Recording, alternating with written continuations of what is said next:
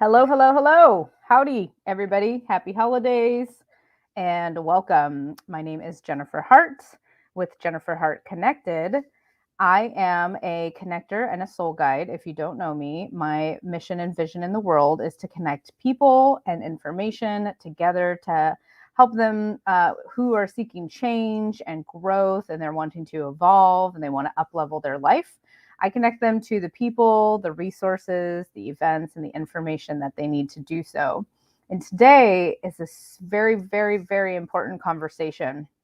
I have seen so much on Facebook lately with the holidays and loss and grief and sadness. And as fun and as magical that the holidays are, for a lot of people, it's also a very, very hard time. And I've seen this every year. And I have noticed that there's a lot of people posting about recent losses, life transitions, and also just losses that have happened in the past and how the holidays can really bring up a lot of grief for people. And I thought it was really important to touch on the subject and bring in some support. And if you know me, you know that I love connectedness of the universe and how we're all connected and the universe is always taking care of us. And so I want to just share a quick story about how me and our guest connected today. So we were in the same coaching program previously. So we have crossed paths. And then I knew what she did. I knew that she was a grief guide.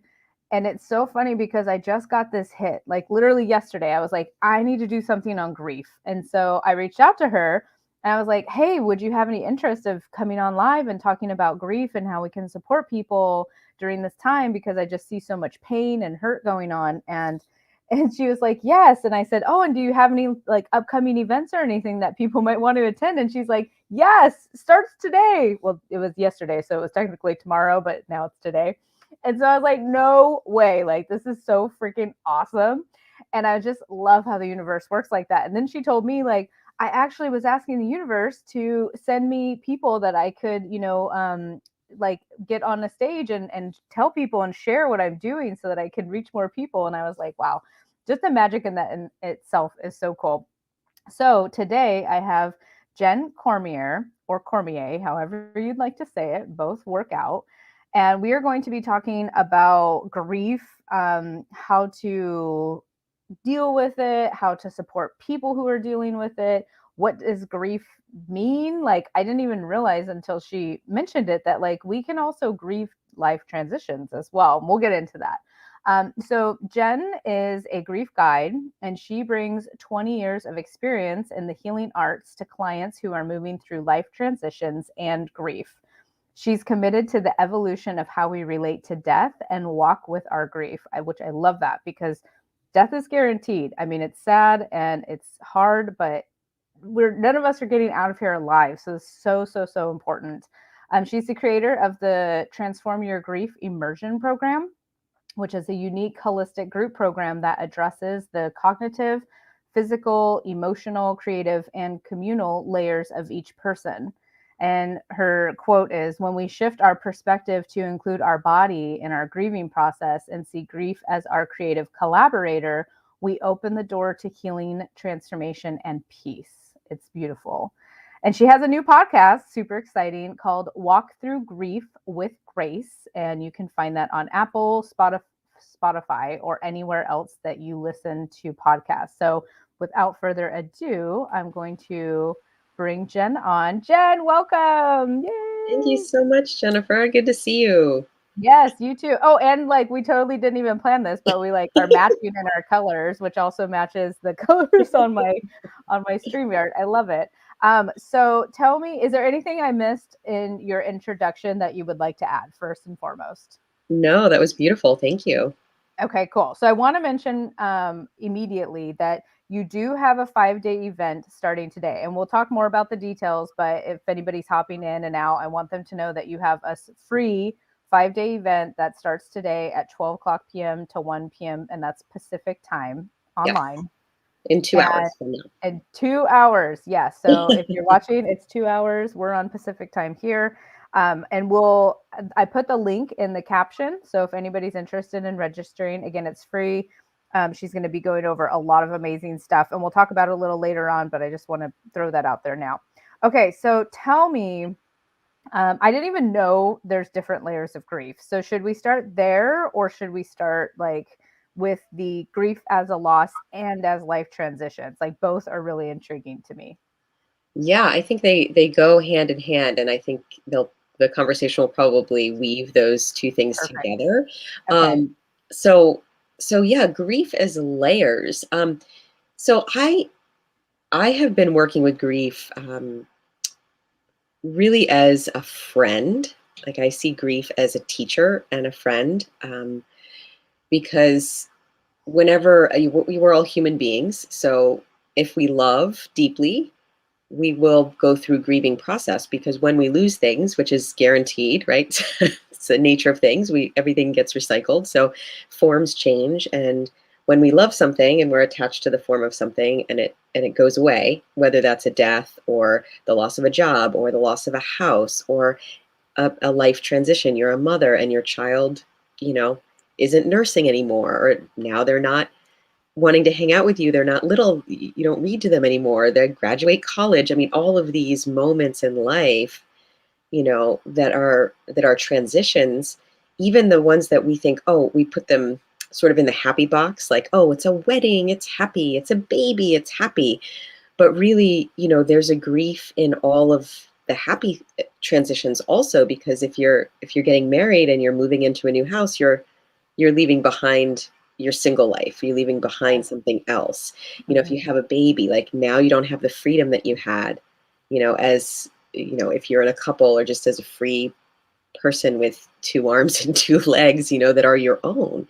So it's like, yeah, of course I love this baby, but I'm not the woman that I was anymore. It's all about this being. So just to shed that light on the fact that, grief doesn't have to equal, okay, somebody died, now there's intense sadness, it's dark, it's black, equals grief.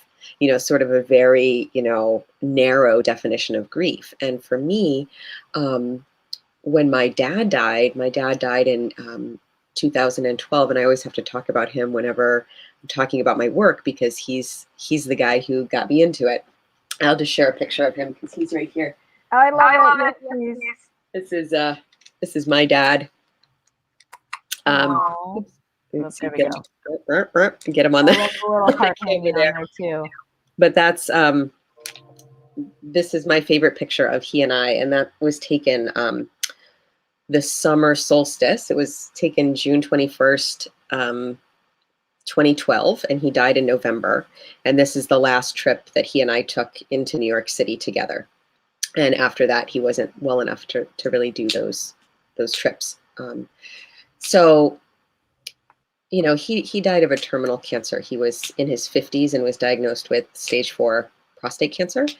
And he and I got to spend time, and there's, that speaks to the grief that happens before a death. So many people that I know and clients that I work with, have family members, spouses with Alzheimer's, Parkinson's, degenerative diseases, cancers, and all of these things that, that are slow transitions into dying.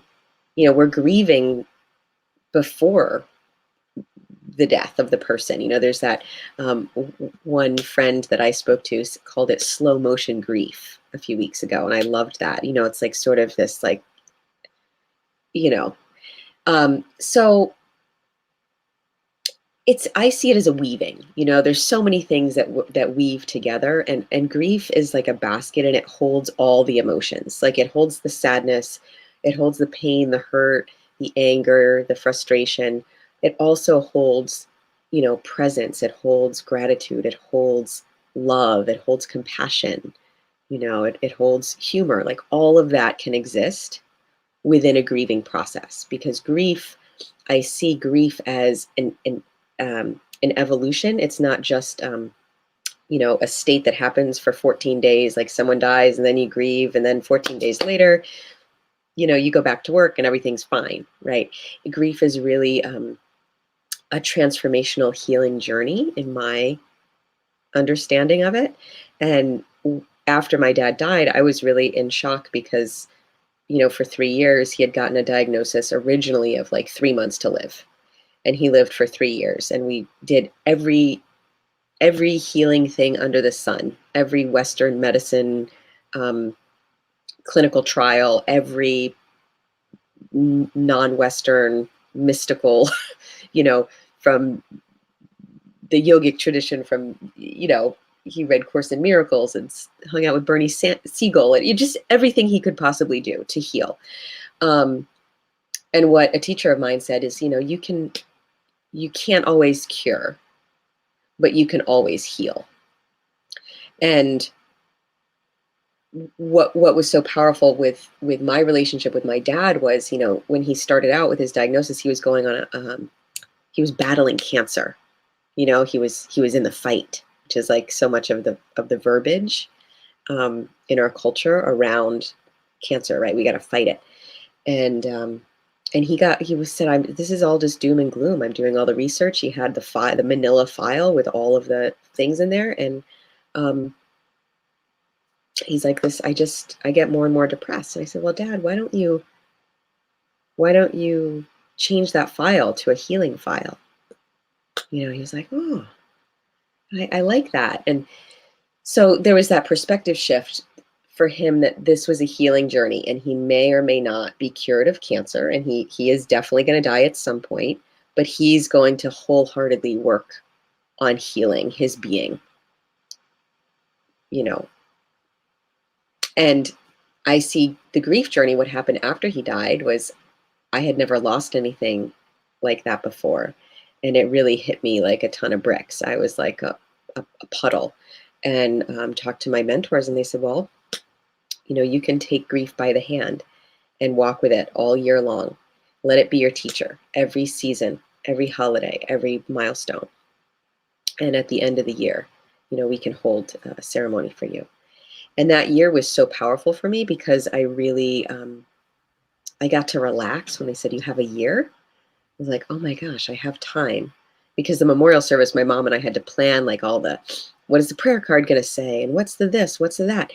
And it was just sort of rushing inside of shock, But to have a full year, I could actually slow down and, like, every day, just go for a walk in the woods with my dad's dog.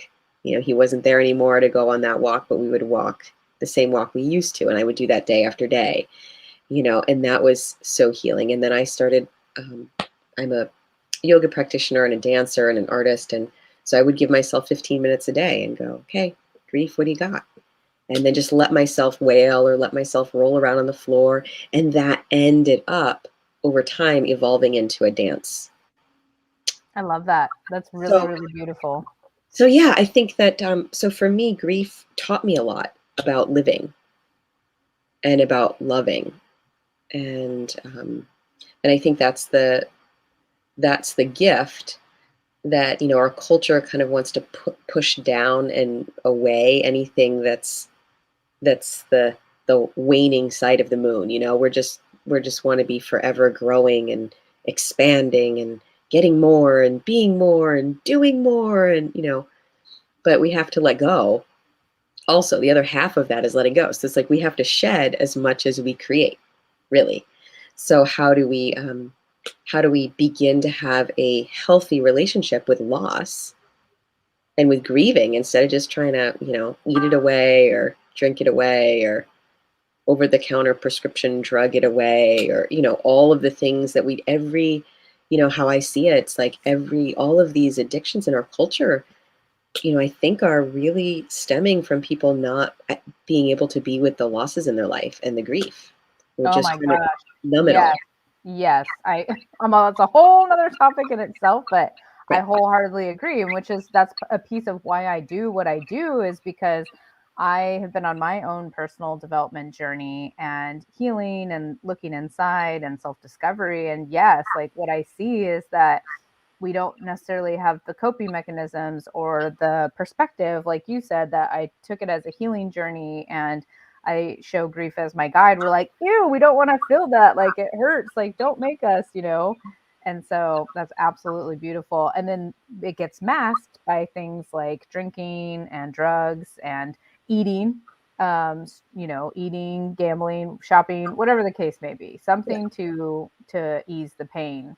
So it's like that's why I love what you do, is because it really helps people to look at grief in a different perspective. And I love that you broke it down to say that grief is not just loss, like that is a huge piece of it, but it can be transition as well, as little as, changing jobs, because those become a part of us and they're ourselves. And it's so funny because when you were saying earlier about when you get married or you have children, I was like, oh my God, she's talking to me because I'm in a position right now that I'm, opening up to be open to a new relationship and hopefully lead to some type of commitment and kids in the future. And there's a part of me that's so scared because I'm going to lose myself, like lose who I am today. So I was like, wow, like that hit me so hard. And I was like, yeah. So it's like you just gave me permission that it's okay for me to have that scared feeling that I'm losing myself, because I'm going to have to grieve it. And so now I could start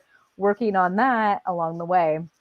So I love that you said that. And then you said so much good stuff. I'm all you talked also about the when your dad, and it's like I love what you said about when someone passes away, immediately we're in this like we have to make all these decisions and arrangements and a funeral and services, and it's like you're in kind of this overwhelm and stress and just like fight or flight mode. And I love that you gave yourself permission to take a whole year and to just be with it and to appreciate the little things like walking his dog and going on little walks every day and giving yourself a chance to dance and asking grief, like, what do you have for me? And I wanted to ask you, do you have any cool like examples or stories that like when you ask grief, like, what do you have for me today? Like of something that might have come up?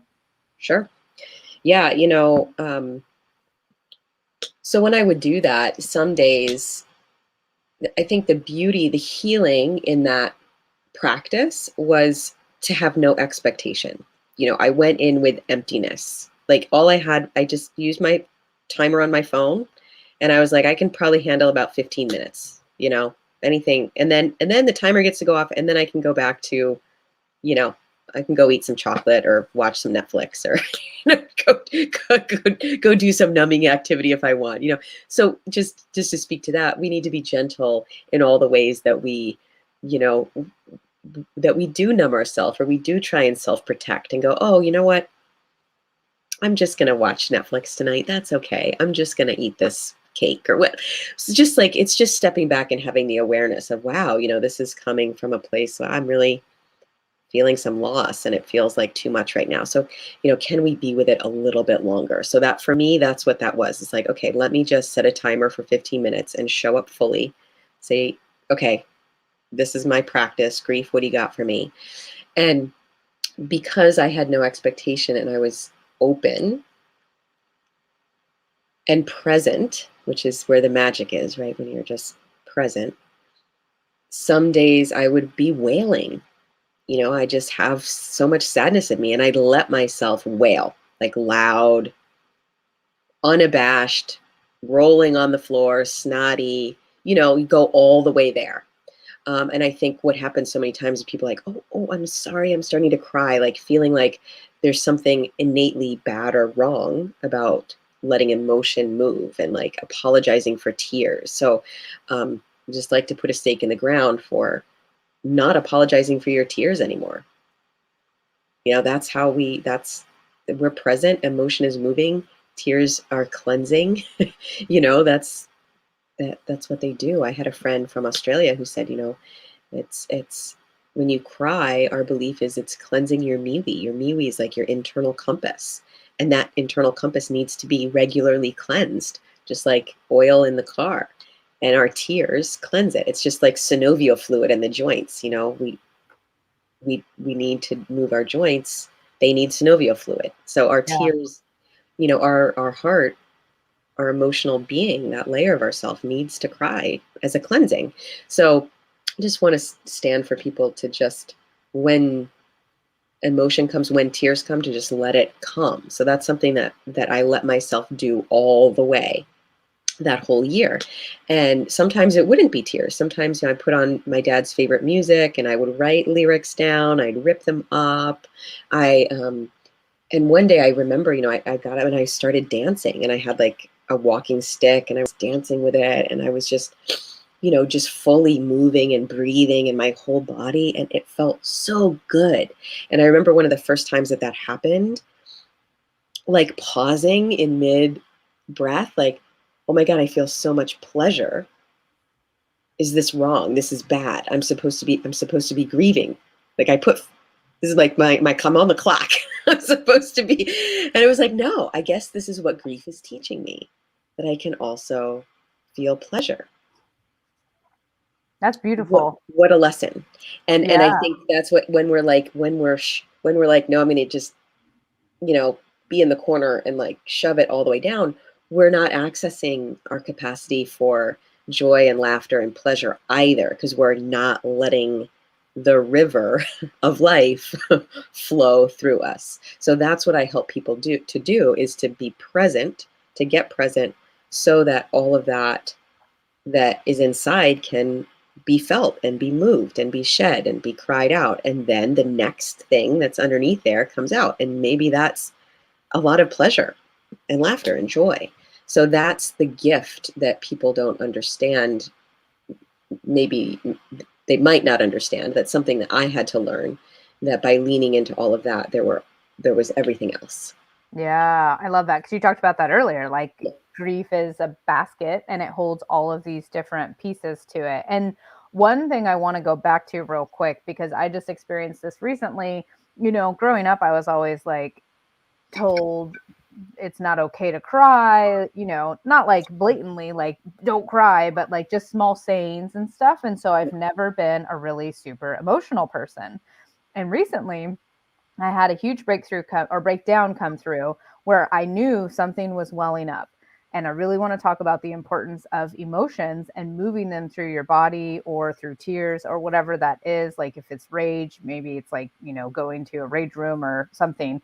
And a lot of people, they didn't know how to sit with it. Like, and I never knew how to sit with it either. It always made me really uncomfortable. And it's like, it is so important that we honor the emotions that, like you're dancing, like it's moving things through your body. And I never knew these things until I got educated and on my personal development journey.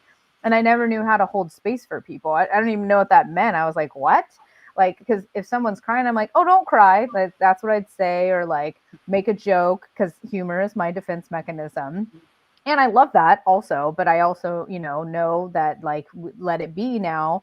And so I think it's so important to just reiterate, like if people are feeling like sad and stuff, like let them be sad, because when I tell people, oh, I had a breakdown the other day and I had like this huge cry, it's like they made it like, oh, it's okay, like you didn't have to do that, or I don't know, like they didn't know how to deal with it. And so I Right. really want to like touch on that for a minute, is like how do we support people? And it's so important to just let them be, and to just put a container out there. And when I say container, just like be present with them, like you talked about that, and listen to them and let them be, like just let them cry, because something's moving. And on the other side of a breakdown, there's, in my opinion, always a breakthrough of some point. And like you said, when I let the sadness out, on the other side was like pleasure and fun and play and laughter. And so I don't know if you have anything to add about that, but I feel like I'm just very passionate because I went through this recently and I just saw that we don't know how to support people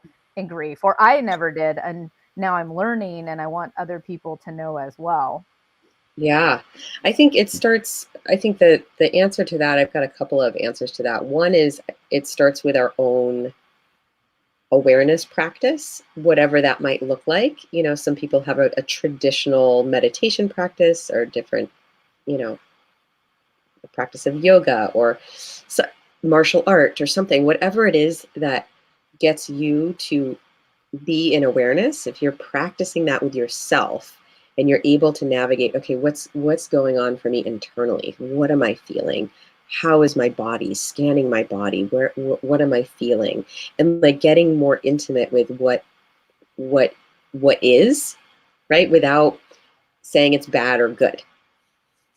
and then the story that goes underneath, it's bad because blah blah blah, or it's good because blah blah blah. Just strengthening our capacity for clear seeing of what is so important, because then when we do that for ourselves, then we can show up for other people, right? If we're always sort of the inner bully with ourselves, like, well, you shouldn't be crying and you shouldn't, then how are we going to show up for other people? We're going to say the words we tell ourselves are going to be the words that come out of our mouth to tell everybody else, you shouldn't be blah blah blah, you shouldn't be. Those are probably the same words that we're spouting, this way. So I think that's the first part. And so just encouraging folks, if they don't have a mentor, they don't have a practice, or they don't, to start looking into different practices that might cultivate that inner knowing and that inner awareness. So that would be the first part. Then the second part is, I have a group on Facebook called Grief and Grace, and I've asked that question a couple of times over the last year or so. What do you say to someone, or what do you like to hear? When you're sad, you're grieving, you're going through a loss, what do you want other people to say to you, right? To sort of answer that question, like, what do I say? My best friend just lost her mother. What do I say?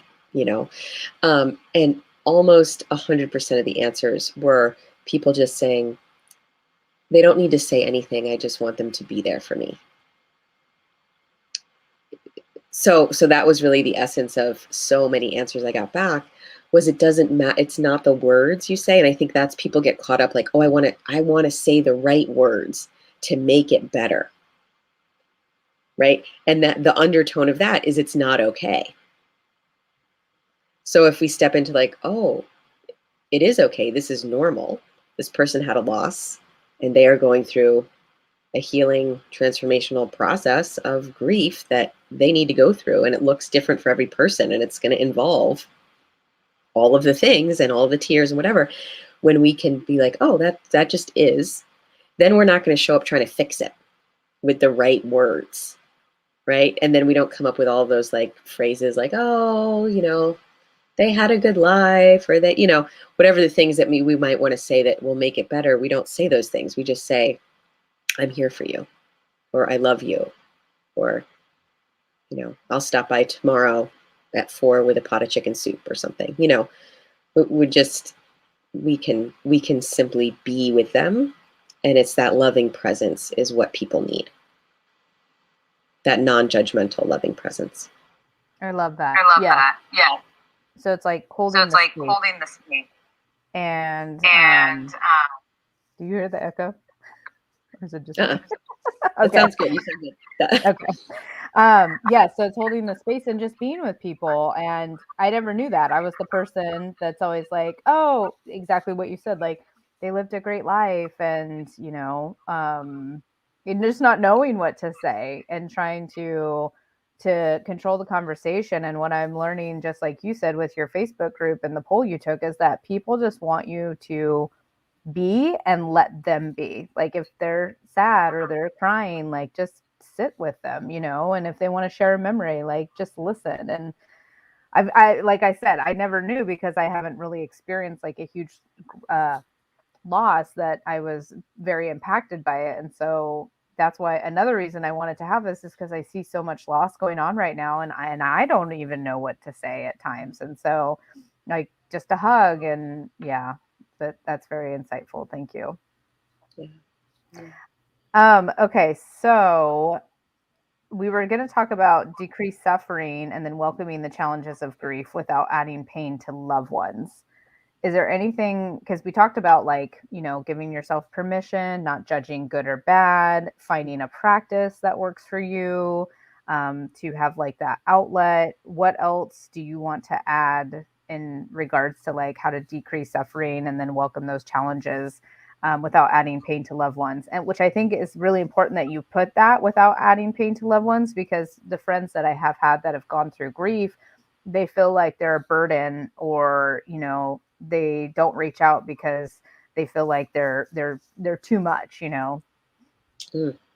Yeah, so I think the pieces I'd like to touch on with that are just number one, um, cultivating with ourselves a sense of gentleness, so that we can really be gentle with ourselves and go, this is just a rough time, and I'm going through it.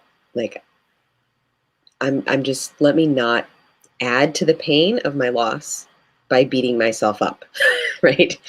On top of it. So then we're adding suffering, right? If we let ourselves go down the rabbit hole of the should have, could have, would have, what ifs, right? All of those storylines, that we're adding suffering when we do that. So, and when we can be gentle with ourselves and welcome all of those pieces, just kind of see it all as like pieces, right? Like, okay, there's that piece that feels like that. And then there's that would have, could have, there's that. Okay.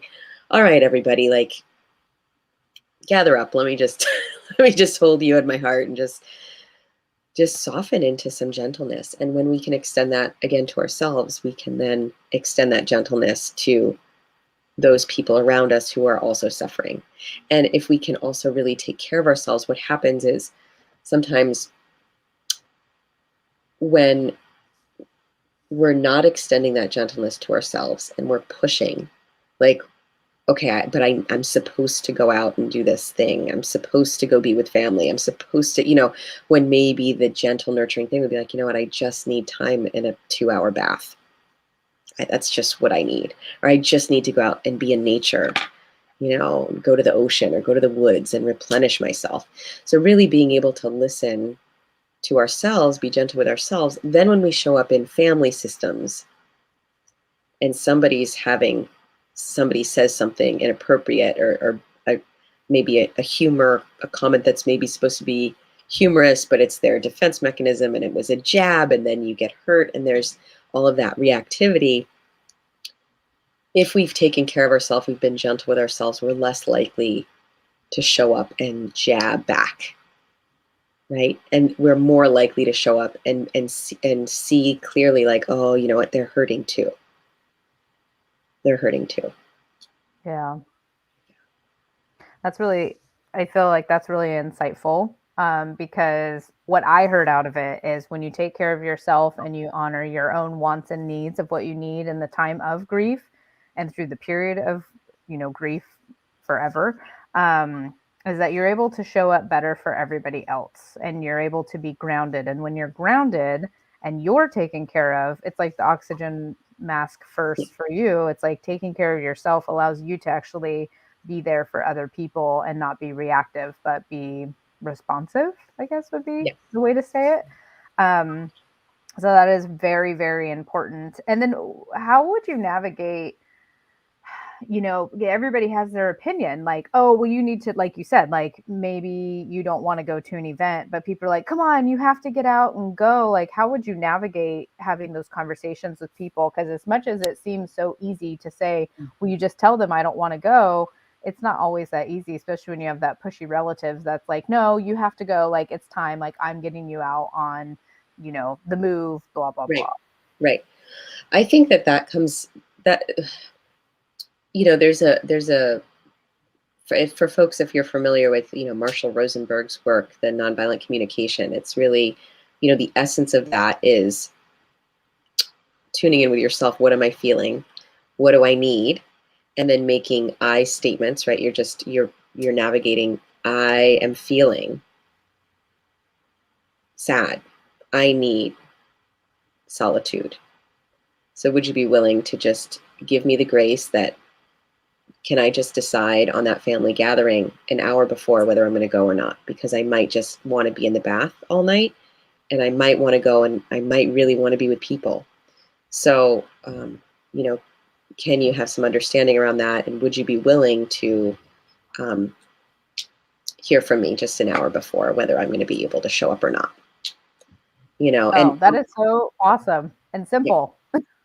So simple. And also, just for those listening, like, that aren't moving through loss or grief and are like, I don't know how to deal with my friend who just lost somebody.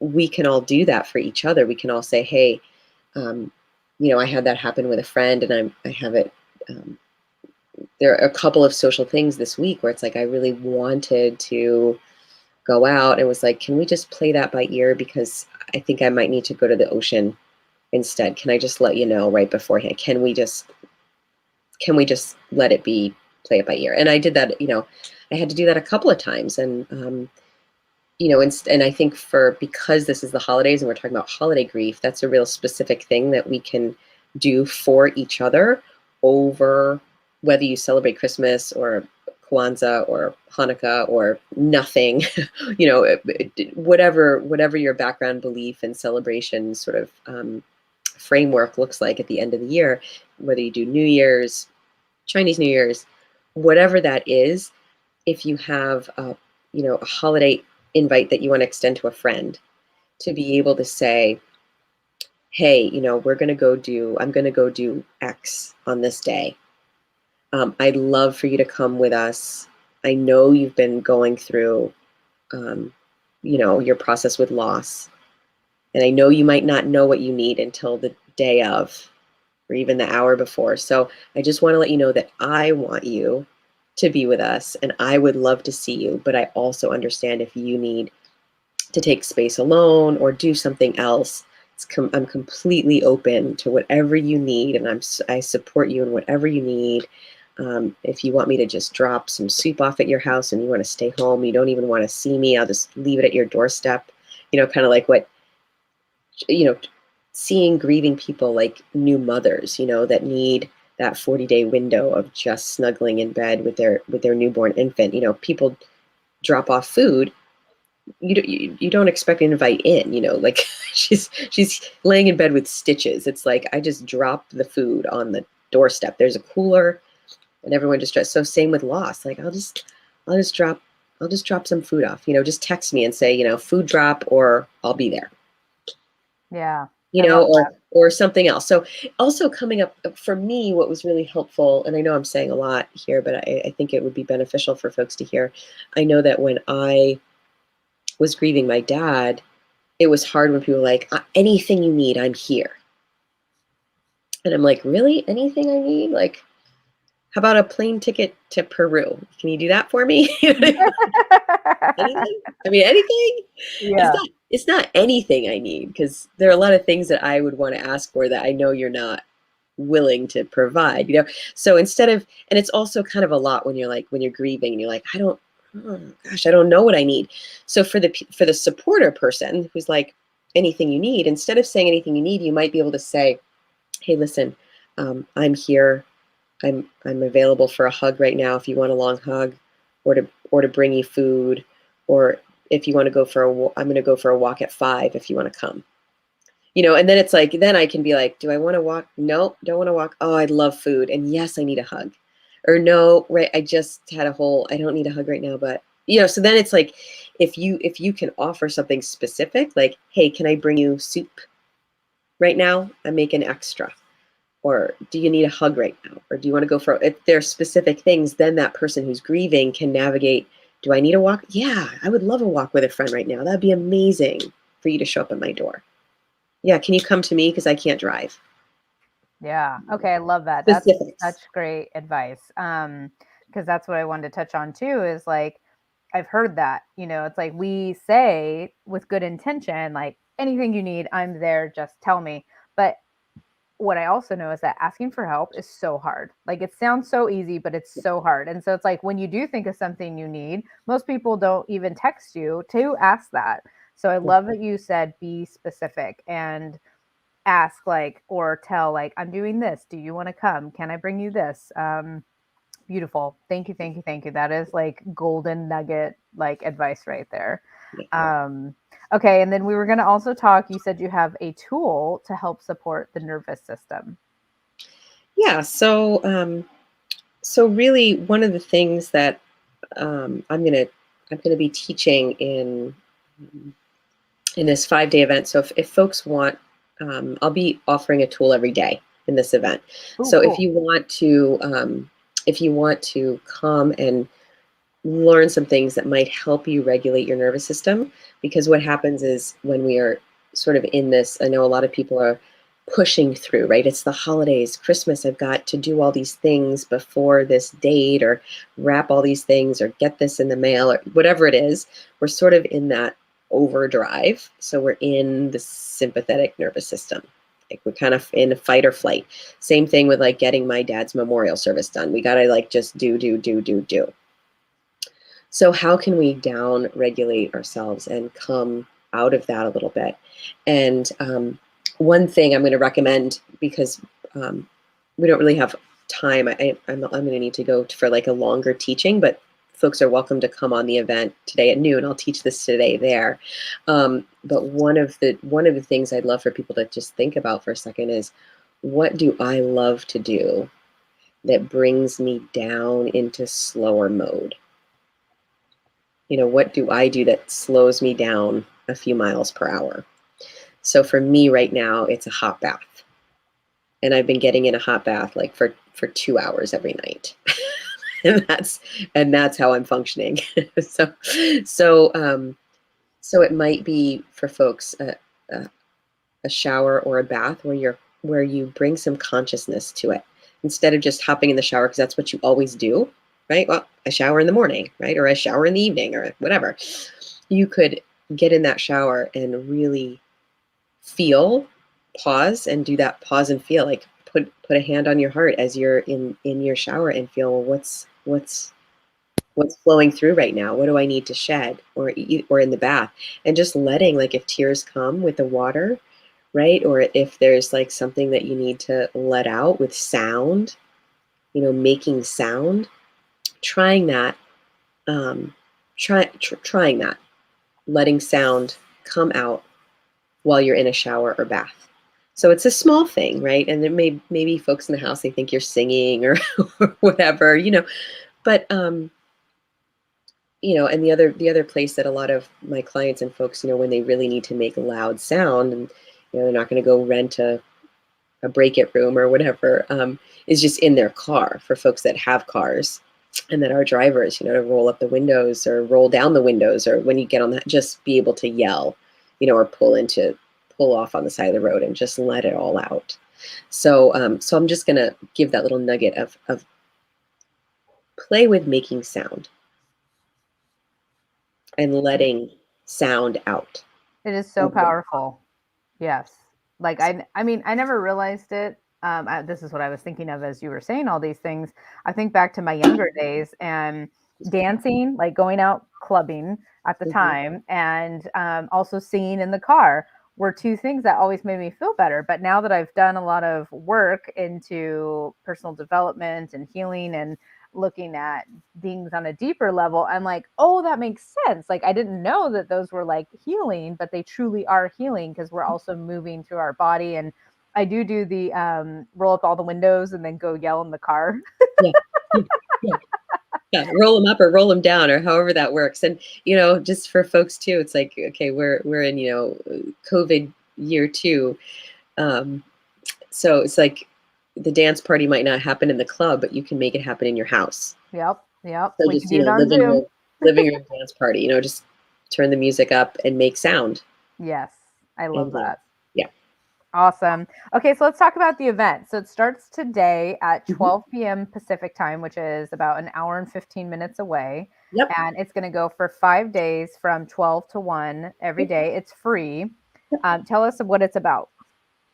Yeah, so it's entitled 5 Steps to Walk Through Holiday Grief with Grace. So I'll be, you know, chatting with folks around, okay, what's coming up for you. The people that are able to come on live can share sort of what's coming up for them. Nobody has to share. So if you're feeling quiet and you just want to listen, that's okay. But I really love to teach in a circle and really open up the voices in the room to share what's moving through. Because what happens is you hear from someone else like, oh my gosh, that's exactly what's happening for me. Right. And then I can teach to the room and to what's present and what people are needing. So it's more community style in that way, as opposed to me being on webinar mode. Right. And I just come on myself and I just, you know, here is the tool that we're going to learn. And then, you know, I teach you and then you go off. It's I'll be doing some of that So I want everybody to, over the course of the 5 days, pick up at least one thing that resonates with them, that they're like, oh my gosh, this technique or this one perspective shift, whether it's a tool or a different way of seeing things, that they can really take out into the rest of the day, this holiday week, this end of the year into the new year, that can really support them um, in that clear seeing, in that coming back to, gosh, what do I need? And that's real healing practice for the individual and also for the family system, right? Because Yeah. it ripples out into the community. So. Okay, so I have a couple things on that. So what I also heard you say is you're creating a space that people can come and just be themselves with other people who are experiencing the same thing, which I think is huge in itself because, if you're coming around family and they're grieving too, or they're not, maybe they don't know how to always like feel that empathy or that support. And so you're creating like a community support circle, basically, which is freaking amazing. And I love that you are planning to have this on Christmas Day, right? Yeah. Did So I have it's that right? over Christmas Eve and Christmas Day, because it's for me, this is going to be the first Christmas that I'm alone. I'm not with any family, and my Yeah. son is almost 7, and he's going to be with dad, and he doesn't need me to be there. Wow. Hi, Mom. I'm going to be with dad and my sisters. And I'm like, so, I'm showing up, I'm really feeling it myself. So, Yeah. none of us are perfect. And, we don't like, oh, the grief guide or the teacher, whatever, they've gone through all of this and they're, they're on the other side. It's like, no, there's no other side. Yeah.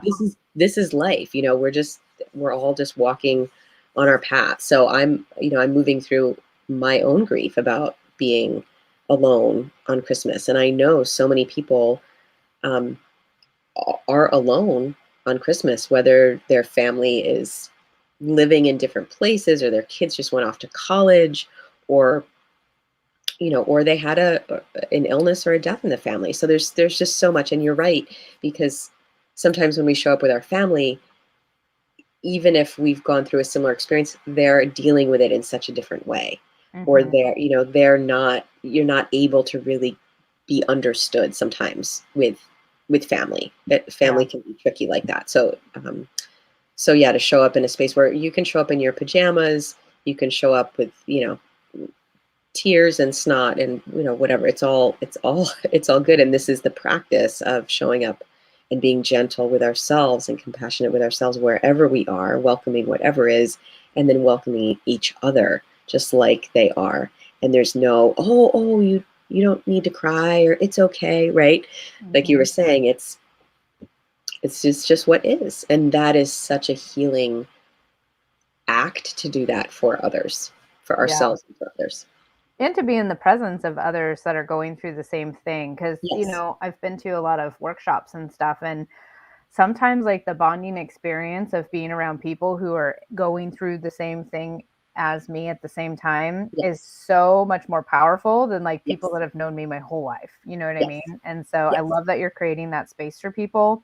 And also, the second thing I was going to say, which I kind of mentioned it, is this is over the next 5 days. So you are offering support for people during the 2 big days, Christmas Eve and Christmas Day, if they are alone or if they just need a break to recenter themselves and to Yes. reground themselves, to show up, to be present for everybody else. Sneak in your Absolutely. car, take an hour Absolutely. to yourself. You deserve it. So, Absolutely. Before you go walk into the gathering, or before you show up for somebody else, or yeah, yeah. exactly. Take a break and have some time for yourself before you re-enter.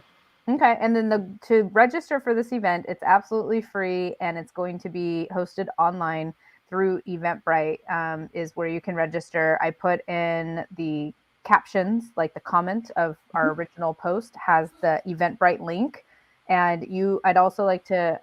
You have a Facebook group that I'd like to invite people to, so that they can further their support if they can't attend, maybe the event, but they do love what you have to offer and they would want to connect with like-minded people that are on the same journey. And your Facebook group is called Grief and Grace, correct? Correct. Okay. And is it with and or is it an ampersand and? I believe Well, let me see. I'll post the link. How about that? I That'll think make it's it. AND. I think I used the ampersand in the graphic, but I think it's AND. Okay. Good question. Yes. Well, and I want to make sure I do it right. So we'll post the link. That's the easiest thing.